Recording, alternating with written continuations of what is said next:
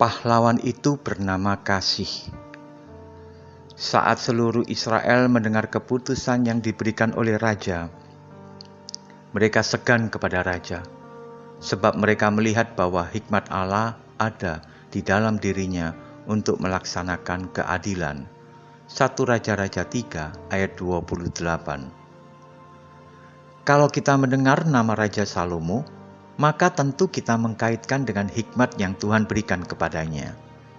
Ia adalah raja yang hebat mengambil keputusan dengan tepat dalam situasi yang sangat sulit. Ketika di pasal ini dikisahkan bagaimana ia memberikan solusi bagi dua orang ibu yang memperebutkan bayinya. Tidak memerlukan waktu yang lama untuk memecahkan masalah tersebut. Dan Salomo memberikan dengan tepat jawaban atas permasalahan tersebut.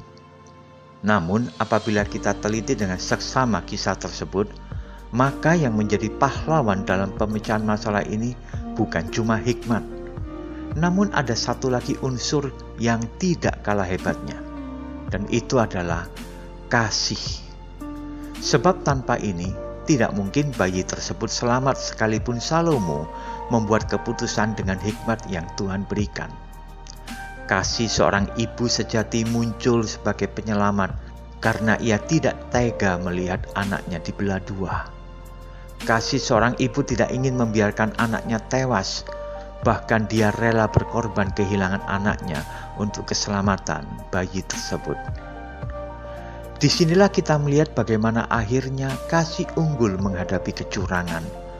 Kasih unggul menghadapi ketidakmampuan dan ketika berada pada ujung keputusasaan. Namun kasih tidak pernah menyerah dengan keadaan. Kasih tidak berhenti untuk membela seorang yang sangat dikasihinya.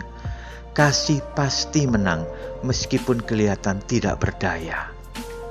Yesus di kayu salib membuktikan keunggulan kasih. Allah tidak menghukum manusia meskipun ia pantas melakukannya. Ia dapat saja menghancurkan bumi ini dalam hitungan 1-3. Namun ia lebih memilih memberikan Yesus anaknya sebagai pengganti manusia yang berdosa. Atas dasar apakah tindakan itu? Kasih. Ketika Yesus bangkit dari kematian, maka maut dikalahkan dan kasih muncul sebagai pemenang. Kasih pasti menang. Makanya kita diperintahkan untuk hidup di dalam kasih. Sebab inilah kunci untuk menang.